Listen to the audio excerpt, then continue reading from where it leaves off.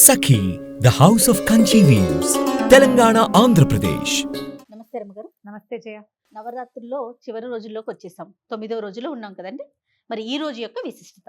ఆశ్వేజ శుద్ధ నవమి ఉమ్, త్రిరాత్ర వ్రతంలో 3వ రోజు, చాలా విశేషమైన రోజు. ఉమ్, ఈ రోజే అమ్మ మహిషాసుర సంహారం చేసిందని మహిషాసుర మర్దిని అవతారంలో ప్రత్యేకమైన స్వరూపంలో మనకి చూపిస్తారు. ఉమ్, కాళికా స్వరూపం మహిషాసుర మర్దిని అంటే ఒక పక్కన కాళికగా కనపడుతుంది, మహిషాసుర మర్దినికి 18 చేతులతో ఉన్న అమ్మవారుగాను కూడా కనిపిస్తుంది.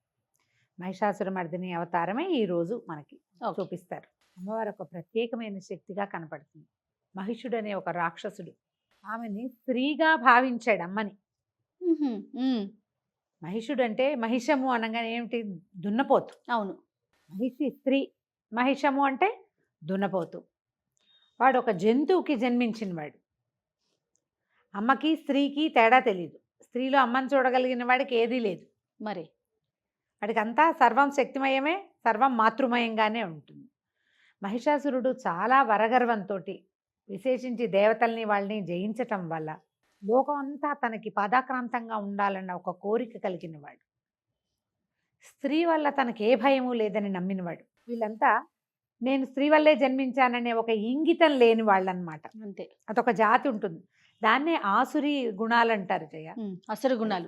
అంతే. ఇప్పుడు రాక్షస ప్రవృత్తి, రాక్షస గుణాలు, ఆసురీ గుణాలు ఇవన్నీ ఏంటంటే, నా మూలం ఏమిటి? నేను ఎక్కడి నుంచి వచ్చాను? నేను మగవాడిని, నేను చాలా గొప్పవాడిని, నాకు బలం ఉంది, వరం ఉంది, ఇంకేదో ఉంది, కానీ నేను ఎక్కడి నుంచి వచ్చాను అనే ఆలోచన ఉండదు. ఆలోచన ససేమిరా చేయరు. ఈ మహిషుడు అలాంటి వాడు. వాడు కూడా ఒక ఆడ గేదెకి పుట్టినవాడే, స్త్రీకి పుట్టవలసిన వాడే ఎవడైనా సరే. అంతే కదా. అంతే కదా. అవతార పురుషుడైనా అమ్మకే అమ్మకి కొడుకు. జన్మించాడు. వీడు ఎప్పుడైతే ఈ ఒక అద్భుతమైన స్త్రీ రూపం అక్కడెక్కడో కనపడిందని తన సైనికులు, తర్వాత కొంతమంది మంత్రులు చెప్పేసరికాలు, స్త్రీ వల్ల మనకి భయం లేదు కదా, ఆ స్త్రీ ఏమిటో చూసిరండి అని కొంతమందిని కొంతమంది సైన్యాధ్యక్షుల్ని, కొంతమంది మంత్రుల్ని పంపించాడు. వెళ్ళిన మంత్రుల్ని వెళ్ళినట్టుగా విరుచుకు తినేసింది ఆవిడ. ముందున్న స్వరూపాలు దుర్గా స్వరూపము, మహా నీల సరస్వతి స్వరూపం ఉన్నాయి కదా, ఈ రూపాలలో కనపడిన వాడిని కనపడ్డట్టుగా ఆమెలోంచి ఒక్కొక్క శక్తి బయటికి రావటం, తినేయటం. అప్పడాలాగా కొంతమందిని సంహరించేసింది, కొంతమంది రక్తం పీల్చేసింది, కొంతమందిని అసలు దగ్గరికే రానివ్వలే. ఒక 2-3 పారిపోయారు. పారిపోయిన వాళ్ళు మహిషుడికి వెళ్ళి చెప్పారు, ఆమె మామూలు స్త్రీగా భావించద్దు, దేవతలు ఆమె ముందు పాదాక్రాంతులుగా ఉన్నారు, ఆమె సాధారణ స్త్రీ రూపం కాదు, ఒక మహత్తరమైన స్వరూపం, బ్రహ్మాండ స్వరూపంలో ఉంది. అంటే అందంగా ఉంది. ఇప్పుడు మనిషి సామాన్యంగా ఒక 6 అడుగులో, ఒక 5.5 అడుగులో ఉంటే మనిషి అందంగా ఉంది అంటే ఒక పెద్ద భారీ కాయంగానే కనపడుతుంది. అవును. అవి ఒక 25 అడుగులు ఉంటే అది ఇంకా అవయవాలు ఇంకా పరిపుష్టంగా కనపడతాయి. మనకి ఇంతదైతే సరిపోతుంది అనుకున్నాడు. ఇప్పుడు అందరినీ చంపేస్తోంది, వాళ్ళందరూ పారిపోయారు, కొంతమంది చచ్చిపోయారు, నేను బతికిపోయాను అనుకోలా అని చెప్పితే ఒకడు ఓహో అక్కడ ఏదో ప్రమాదం ఉందని శంకించాలి. ఎప్పుడూ కూడా మనం అక్కడ ఏదో అయ్యింది అనగానే ప్రమాద సూచిక వస్తుంది. ఎవడికి రాదు? సూక్ష్మత లేని వాడికి రాదు. ఇప్పుడు ఆవు, గేదె మనకి తెలిసిన జంతువులు కదా. ఆవు ఎంత సున్నితమైన జంతువు, సూక్ష్మత ఉంటుంది దానికి, దాని సున్నితత్వం ఉంటుంది. కానీ గేదెలో అది ఉండదు. పాలు బలమైనవి మనం వాడుకుంటాం, నెయ్యి, వెన్న, మీగడ అన్నీ వస్తాయి. కానీ గోవుకున్న సుకుమారత, సూక్ష్మత దీనికి ఉండవు గేదెకి. మరి మహిషుడికి సహజ ప్రవృత్తి వల్ల అది లేదు. ఇంతమందిని చంపేసిన స్త్రీ అంటే అబ్బా పరాక్రమశాలి, అలాంటిదే మనకు కావాలనుకున్నాడు. పరాక్రమశాలి, ఈమె వల్ల మనకేమైనా వస్తుందేమో, మీది మిక్కిలి ఎవరి చేతిలోని మరణం లేకుండా వరం పొంది స్త్రీల వల్ల నాకు భయం లేదు అని స్త్రీని పక్కన పెట్టాను, అది ఇదేనేమో అన్న భయం రాలా వాడికి. రాక ఆమె మీదకి వచ్చాడు. చూద్దాం ఒకవేళ కుదిరిందా వీటితో ఏదైనా సంసారం చేయటమో లేకపోతే వివాహం చేసుకోవటమో చేద్దాం, అలాంటి ఆలోచనే. అంతగా ఇది యుద్ధం చేస్తానంటే వాళ్ళందరూ చేశారు, నేను కూడా చేస్తా, నన్ను ఎట్లా చేయిస్తుంది? నేను స్త్రీవధ్యుణ్ణే, ఆ స్త్రీ చేత మరణం ఉంది నాకు, కానీ నన్ను చంపగలిగే స్త్రీ ఎక్కడి నుంచి వస్తుంది? ప్రతివాడికి ఇలాగే ఉంటుంది, నా అంతటి వాడు లేడనిపిస్తుంది. అంతే కదా. ఈ లేడనిపించే వాళ్ళందరికీ సమాధానమే ఈ మహిషాసుర మర్దిని. ఈ మహర్నవమి రోజున నాకు తిరుగులేదనుకున్న ప్రతి వాడు కింద పడాల్సిందే, సాగిల పడవలసిందే. మీరు ఎవరెవరైతే అధికారం వల్ల ఇబ్బందులు పడేవాళ్ళు, అధికారుల వల్ల లేదా స్నేహితుల్లో ఏదైనా తీవ్రమైన ప్రతిఘటన ఎదుర్కొనే వాళ్ళు మహర్నవమి నాడు గనక అమ్మని ఆరాధిస్తే మీకు ఏ ఏ ప్రతికూల శక్తులు ఉన్నాయో అవన్నీ పాదాక్రాంతం అవుతాయి. మీకంత కెపాసిటీ లేదు, అమ్మకి పాదాక్రాంతం అవుతారు వాళ్ళు. మనకంత శక్తి ఉండాలిగా, మనకు శత్రువులు ఉంటారు, కానీ అవతల వాడిని పాదాక్రాంతం చేసుకోగలిగేది ఉండదు, మీకు సమస్య తీరిపోతుంది. ఈ రోజున ఈ స్వరూపంలో ఉండే అమ్మకి నీలం రంగు వస్త్రాలు సమర్పించాలి. ముదురు రంగులు, ఒక్కొక్కసారి ఆకుపచ్చ, ముదురు ఆకుపచ్చ, ఆ నలుపులో కలిసేది ఉంటుంది, బాటిల్ గ్రీన్లో డీప్ కలర్, అలాంటివి కూడా సమర్పిస్తారు. అవి సమర్పించవచ్చు. తర్వాత అమ్మవారికి శాకాన్నం పెడతారు, వివిధ రకాల కూరలతోటి అన్నం చేసి నివేదన చేస్తాం. తర్వాత బాగా ముదురు రంగు నీలం రంగు గాజులు సమర్పిస్తాం. ఈ రోజున మనం 9 సంవత్సరాల బాలికని అర్చించాలి. 9 సంవత్సరాలు. చివరి 2 రోజులు, అష్టమి నవమి 2 రోజులు కూడా 9 ఏళ్ళే. ఈ రోజున అమ్మవారిని ఎవరైతే మనం ఈ బాలికని అర్చిస్తామో వాళ్ళకి శత్రు భయం ఉండదు, ప్రాణ భయం కూడా ఉండదు, అపమృత్యు నివారణ జరుగుతుంది. సడన్గా మరణాలు సంభవించడం అది కుటుంబంలో రాకుండా ఉంటాయి. బాలికని తీసుకొచ్చినా కూడా ఆమె కూడా ముదురు నీలం రంగుల వస్త్రాలు సమర్పించి, తర్వాత ఈ శాకాన్నం లాంటివి పెట్టి మనం ఎన్నైనా పెట్టచ్చు. ఈ రోజున ఇప్పటిదాకా చెయ్యని కొన్ని పదార్థాలు ఉన్నాయి, మనం కొన్ని చేయలేదు. అమ్మవారి లలిత సహస్ర నామాల్లో మనకి ప్రత్యేకంగా పాయసాన్న ప్రికే ప్రియ, ముద్గౌదనాసక్త తత్వచిత, గుడాన్న ప్రీత మానస, ఇవన్నీ చెప్తారు. శాకాన్నంతో పాటు గుడాన్నం, బెల్లము అన్నము, మామూలుగా అన్నం ఉండి బాగా విశేషంగా ఉడకనిచ్చి అందులో బెల్లం వేసి కుమ్మేసేస్తారు. పాకం పట్టి కూడా పోసేయచ్చు. ఒకవేళ బెల్లం బాగుండలేదు అని అనుమానం ఉంటే బాగా మరి కాస్త నెయ్యి వడ్డించి దాంట్లో ఆ పదార్థాన్ని అమ్మవారికి బలం కోసం పెడతామన్నమాట. శాకాన్నము గుడాన్నము అమ్మవారు మరింత బలం పెంపొందించుకోవడం కోసం పెడతాం. ఎప్పుడైతే ఈ మహిషాసురుడు చెప్తున్నాం కదా, మహిషుడు ఆమె మీదకి యుద్ధానికి వెళ్ళాడు. ఇద్దరు హోరాహోరీ యుద్ధం చేశారు. అప్పటిదాకా 8 చేతులతోటి కనపడుతోంది మహాస్వరూపం.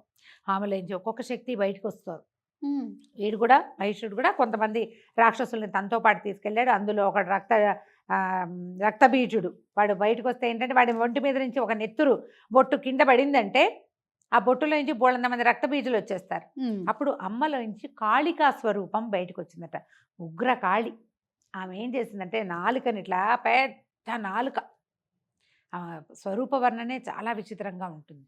మెడలో కపాలాల మాల, నల్లని వస్త్రాలు, ఏకవేణి అంటే ఒకటి జుట్టు విరబోసుకుని నగ్నంగా ఉంది అంటారు. కపాలాలు వాటితోటే శరీరం కప్పబడి ఉండి, కాలికి ఒక ముళ్ళ తీగ చుట్టుకుని ఉండి, అలంకారం లోహలత ఆవిడకి, ఒక ఇనప ముళ్ళ తీగని కాలికి చుట్టుకుని ఉంది. భయంకరమైన స్వరూపంలో కాళరాత్రి స్వరూపంలో బయటకు వచ్చింది. ఈ రావటం ఏం చేసింది, నాలుకని పెద్దదిగా చేసి రక్త బీజుడి తాలూకు ఒక్క బొట్టుని కూడా కింద పడినివ్వలేదు, మొత్తం నెత్తుని పీల్చేసింది. ఇలా ఒకడు అంతమైపోయాక మహిషుడు మిగిలితే ఇక తెలిసింది సావు వచ్చేసిందని వాడు పరిగెత్తాడట. పరిగెడితే అమ్మవారు కూడా వాడు వెనకాల పరిగెత్తింది. ఆ పరిగెడుతుంటే భూమి దద్దరిల్లిపోయిందట. ఆ పరిగెట్టేసరికి ఉగ్రత వస్తుంది. మనం అవతల వాళ్ళు పరిగెత్తేసరికి వాళ్ళ మీదకి వెళ్తే తాపీగా నడవరు. ఈమె పరుగు అందుకుంది. ఆ పరుగు అంత పెద్ద తల్లి పరిగెత్తుంటే ఎప్పుడైతే ఆమె పరిగెత్తడానికి ఉద్యుక్తురాలే సింహం మీద నుంచి దిగిందో వెంటనే 18 చేతులు వచ్చేసినాయి. ఈ 18 చేతుల్లో ఎవరెవరున్నారు ఈ మహిషుణ్ణి సంహరించడానికి దేవతలందరూ తమ తమ ఆయుధాలని అమ్మవారికి సమర్పించారు. ఆవిడ శుంభుల్ని దుర్గమాసుర సంహారము ఈ ముందు సంహారాలు జరుగుతున్నప్పుడే ఆమెకు అన్ని ఆయుధాలు సమర్పించేశారు. చక్రాయుధము, శూలాయుధము, వజ్రాయుధము, అంకుశము, పాశము, ఎన్నో కత్తి, డాలు, ఇట్లా మొత్తం ఆయుధాలన్నీ ఈ 18 చేతులు ఏమిలేంచి ఇట్లా బయటికి రాగానే మొత్తం ఆయుధాలన్నీ అలంకారంగా వచ్చేసినాయి చేతుల్లో. ఈ మహాస్వరూపంతో అడుగులు వాడు వెనకాల పరిగెత్తి శూలంతో కుచ్చి, కత్తితోటి మెడ నరికి, తలని పట్టుకుని, చేతిలో ఇంకో కపాల పాత్ర ఉందట, ఆ పాత్రలోకి వాడి రక్తాన్ని పట్టుకుందట. ఇట్లాంటి స్వరూపం చూడు. ఈ స్వరూపంలో ఉన్న ఒకసారి ఊహిస్తే ఒళ్ళు గగురు పొడుస్తుంది. దేవతలు, దైవం ఎప్పుడు కూడా మనకి అనుకూల శక్తిగా ఉంటుంది, పాజిటివ్ ఎనర్జీ. ఇప్పుడు మనం వింటున్నది ఏదో నెగిటివ్ ఫోర్స్ లా కనపడుతుంది. ఇంత నెగిటివిటీ ఎందుకు చేసింది ఈవిడ? ఇంత పని మనం రక్షించడానికి కదండి, సృష్టిని కాపాడడానికి, జగత్తుని కాపాడడానికి భగవంతుడు ఆద్య శక్తి ఎంత పనైనా చేస్తుంది, శాంతి రూపంగాను ఉండగలరు, ఉంటుంది, ఉగ్ర రూపం కూడా దాల్చగలదు. ఇలా మనం ఇప్పుడు నీకు వాడెవడో ఒకడు ఇబ్బంది పెడతాడు, సాత్వికంగా ఉండు ఉండు ఉండు ఉండు కొంతకాలం, ఈ అవతల వాడు లొంగలేదు, వాడు నీ మీద ఆధిపత్యం కోసం చేస్తున్నాడు. స్త్రీ ఎంత పనైనా చేయగలదని చూపించడానికి ఈ పనిని అమ్మవారి స్వరూపంలో చూపించారు. ఎంతదైనా చెయ్యి, నీ ప్రాణాల మీదకి నీ మానం మీదకి వస్తే నువ్వు ఏదైనా చేసేయచ్చు. అమ్మో అని భయపడితే నువ్వు వెనకాలే ఉంటావు. ముందుకెళ్ళమని ఏటా చెప్తుందమ్మా మనకి. అవునండి. ప్రతి ఏటా తిరగబడు, సాధ్యమైనంత సాత్వికంగా ప్రయత్నం చేయి, మాటలతోటి ప్రయత్నం చేయి, ఎవరితోటి అని చెప్పించు, ఏదైనా చెయ్యి. ఎక్కడా వినకపోతే మహిషాసుర సంహారం తప్పనే తప్పదు. చిత్రంగా అనిపిస్తుంది కానీ ఇది ఇలాగే జరిగింది. ప్రతి స్త్రీ తీసుకోవాల్సిన విషయం కదా రమ్మగారు. ఇంతవరకు అవసరమైతే నీ మీదకి వస్తే నువ్వు తిరగబట్టమే అంతే. ఆడవాళ్ళు ఎందుకు పనికిరారు, ఇలాంటి మాటలు వినద్దు, దీనికి ఏదైనా నేర్చుకోకపోయినా సరే గదిలో పెట్టి కొడితే పిల్లి కూడా పులి అవుతుంది. ప్రయత్నం చేయాలి.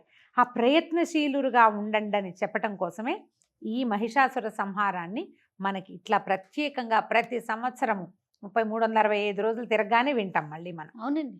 ఏటా వింటాం కదా. మరి మన లోపల ఉన్న శక్తిని ఇది ఎలా వస్తుంది, మనకి ఎలా రాదు? మనం మనుషులము, మనకి ఇంత శక్తి రాదు. 18 చేతులు రావకల్లా 2 చేతులు లేవా? అంతే కదా. 2 చేతులు లేవా, నోరు లేదా, కాళ్ళు లేవా, ఇవన్నీ ఉన్నాయి కదా సాధారణ మానవులందరికీ ఉండేవి. వాటిని ఉపయోగించమని చెప్తుంది ఈ కథ. ఈ ప్రకారంగా మనం దసరా పండుగని ముందుకు తీసుకెళ్తాం. అయితే ఇందులో మనకి ఇంకా ప్రత్యేకమైన విషయాలు ఏం చెప్తారంటే, ఈ దసరా 9 రోజులు మనకి సాత్విక, రాజసిక, తామసిక పూజలు అని చెప్తాం. మొదట సాత్విక విధానంలో సరస్వతీదేవి వరకు సాత్వికంగా చేస్తాం. మహాలక్ష్మి, దుర్గా ఇద్దరు రాజసిక పూజా విధానంలో పూజింపబడతారు. తామస విధానంలో పూజింపబడేదే మహిషాసురమర్దిని. ప్రతిదానికి దాని ప్రయోజనం ఉంది.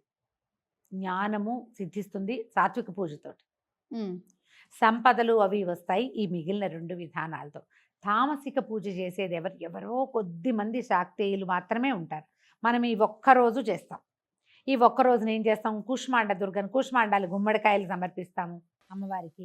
ఏదో ఇవి సమర్పించి నమస్కారం చేసుకుంటాం. దీంతో పాటు మనం ప్రత్యేకంగా చేసేది ఏంటంటే ఆయుధ పూజ. ఈ రోజున ఆయుధ పూజ, ఈ నవమి ఎండయి దశమి వస్తూ ఉండగానే ఆయుధ పూజ, అర్జునుడు తన ఆయుధాలు శమి వృక్షం మీద నుంచి తీసుకున్నాడని చెప్తారు కథ. ఈ నవమి నాడు మనం ఆయుధ పూజ చేసుకుంటాం. ఈ ఆయుధాలు అంటే వాహన పూజ చేసుకోవచ్చు, వాహనాలకి పూజ చేసుకోవచ్చు. తర్వాత ఎవరు ఏ పని చేస్తే వాళ్ళు, ఆ వస్తువుకి, ఆ కుమ్మరి పని చేసే వాళ్ళు వావానికి పూజ చేస్తారు, కమ్మరి పని చేసే వాళ్ళు తిత్తికి వాళ్ళ కొలిమికి పూజ చేసుకుంటారు. ఎవరు ఏ వృత్తి చేసే, కంప్యూటర్తో పని చేసే వాళ్ళు దానికి అదే మన ఆయుధం. అంతే కదా. అదే కదా మన స్టూడియోలో కూడా రమ్మగారు మన కెమెరామెన్స్ అందరూ కూడా కెమెరాస్ అన్ని పెట్టుకొని స్టాండ్స్ తో సహా పెట్టుకొని చక్కగా పూజ చేసుకుంటారు. ఎందుకంటే అవే మనకి అన్నం పెడతాయి. అంతే కదా. ఆయుధము మనకి రక్షణని, జీవితాన్ని ఇస్తుంది. మనకి రక్షణనిచ్చే, జీవితాన్ని ఇచ్చే అన్ని ఆయుధాలని, వాహనాలని మన పెరళ్లలో ఉండేటువంటి బసవన్నలకి అందరికి వాటన్నిటికి కూడా చక్కగా లక్షణంగా బళ్ళు, నాగళ్ళు, కత్తులు, కటార్లు, అంటే తాకత్తులు కాదు, చురకత్తులు అవి కాకుండా గడ్డి కోసే కత్తులు ఉంటాయి కదా, మరి ధాన్యం కోసే కత్తులు, వాటన్నిటికీ పూజ చేసుకుంటారు. అన్నిటికీ పూజ చేసుకోవచ్చు. ఈ నవమి నాడు కాకుండా దశమి నాడు ఆయుధ పూజ చేసే విధానం కూడా కొన్ని చోట్ల కనపడుతుంది. మేము ఈ ప్రాంతాచారాలని బట్టి ఫాలో అవ్వచ్చు. అంతే. మహర్నవమి నాడు అమ్మవారికి గారెలు చేసి పెట్టమని చెప్తారు. ఇది కూడా ఒక పద్ధతి. నవమి నాడు గారెలు, దశమి నాడు పొంగలి, ఇది లెక్క. ఈ అమ్మవారికి ఏంటంటే ఇది ఈమె చాలా బలశాలి కదా, ఈమెకి బలం రావడం కోసమే గుడాన్నం, ఐరన్ వృద్ధి కోసం, మినపప్పుతోటి కూడా ఈ బలం కోసం శాకాన్నం, సమస్తమైన ఆహారాలు ఇవ్వడం. కొన్ని ప్రాంతాల్లో మాంసాహారాన్ని కూడా చూపిస్తారు అమ్మకి. అది వాళ్ళ అలవాట్లు, పద్ధతుల ప్రకారం చేసుకుంటారు. సాత్విక విధానంలో చేసుకునే వాళ్ళు, ఇంట్లో పూజ చేసుకునే వాళ్ళు మాత్రం గారెలు, గుడాన్నము, శాకాన్నము, ఈ మూడిట్లలో ఏదైనా 3 కూడా కలిపో మీ ఓపిక ప్రకారం పూజ చేసుకోవచ్చు. తర్వాత ఈ రోజున ఏమేమి స్తోత్రాలు చదువుకుంటాం, మహిషాసురమర్దిని స్తోత్రం చదువుకోవటం, మహిషాసురమర్దిని అష్టోత్తరం లభిస్తుంది, అది కూడా చదువుకోవచ్చు. కాళికా పురాణం, ప్రత్యేక పురాణం ఒకటి కనపడుతుంది జయ. అవునండి. కాళికా పురాణంలో అమ్మవారు ఎలా నడిచింది అడుగడుగుకి వర్ణన వస్తుంది. ఎంత అద్భుతంగా ఉంటుందో. ఈ అద్భుతమైన ఘట్టాలు ఏమైనా మనకు అవకాశం దొరికితే, ఏదైనా పుస్తకాలు దొరికితే చదువుకోండి, వినండి. ఇంట్లో పిల్లలకి ధైర్యం చెప్పండి. ఏదైనా సమస్య వస్తే భగవద్ ఎలా ధ్యానం ఉండాలో. చేసుకోవటం, ఆ. భగవద్ ధ్యానం చేసుకుని ముందుకెళ్ళటం, ఎలా ఉండాలో ఈమెను చూసి ఈమెను ఈ కథ చెప్పుకుని దీని మీద కాస్త ఆలోచన చేస్తే మంచిది. దీంతో 9 రోజుల నవరాత్రి పూజా విధానం పూర్తవుతుంది. ఎవరైతే తొలి రోజున కలశం పెట్టారో ఓ, వాళ్ళు ఈ నవమి నాటి రాత్రి కలశానికి ఉద్వాసన చెప్పేసేయచ్చు. ఓకే. కలశం కదపటం, వినాయకుడిని తీసి పక్కకు పెట్టుకోవటం, అమ్మవారి స్వరూపాన్ని పెట్టుకున్నాం, చిన్న ప్రతిమ పెట్టుకున్నాం అనుకో, దానికి ప్రత్యేకంగా శ్లోకాలు ఉంటాయి, ఉద్యాపన శ్లోకాలు చెప్తారు. విసర్జన చేయటం కూడా మ్హూ. కదిపి పక్కన పెట్టుకుని మర్నాడు పొద్దున సర్దేసుకోవచ్చు. ఓహో. రాత్రికి సర్దక్కర్ల, కదపటం వరకే. అమ్మ 9 రోజులు పూజించాము, వెళ్ళరా తల్లి, మళ్ళీ వచ్చే ఏడాది మళ్ళీ వద్దు కానీ మా ఇంటికి అని చెప్పుకొని నమస్కారాలు చేసుకోవటం. విశేషంగా చక్కగా ఏదైనా ప్రసాద వినిమయం కనుక చేసుకోగలిగితే చాలా మంచిది. రేపు ఉదయం విజయదశమి పూజా విధానంతో ఆఖరి పూజ చేసుకుంటే 9 చేసామా, అవునండి. ఇంకా ఈ కలశానికి పూజ లేదు, అయిపోయింది. ఇంకా మనం అది పెడతాం కదా దీపం, అఖండ దీపారాధన, అఖండ దీపం కూడా దీంతో ఆగిపోయింది. ఇంకా అందులో నూనె వడ్డింపు అవి ఏం చేయకండి. ఓకే. ఇంకా కొంచెం నూనె ఉండిపోతే దాన్ని వదిలిపెట్టేది, మలిగించద్దు దీపాన్ని. దాని అంతటా మలిగిపోతే ఊరుకోవచ్చు. ఈ పూటకి ఆపేసేయటమే. రేపు తెల్లవారాక మళ్ళీ మనం ఏం చేస్తాం, ఈ ఏ పీఠం ఏదైతే ఈ కలశం పెట్టామో ఆ కలశాన్ని తీసేసి అన్నీ సవరించి దేవుడి గది తుడిచేసుకుని ఆ పీట ఖాళీ చేసేయటం. అపరాజిత ఆరాధన మామూలు మన రోజువారీ పూజా విధానంలో భాగంగానే అమ్మవారిని మళ్ళీ ఆ ఫోటో ఎక్కడి నుంచి తీసామో అక్కడ వెనక్కి పెట్టేసి పూజ చేసుకుంటే సరిపోతుంది. నమస్తే. నమస్తే. Anchors Jewelry courtesy by Mukunda Jewelries.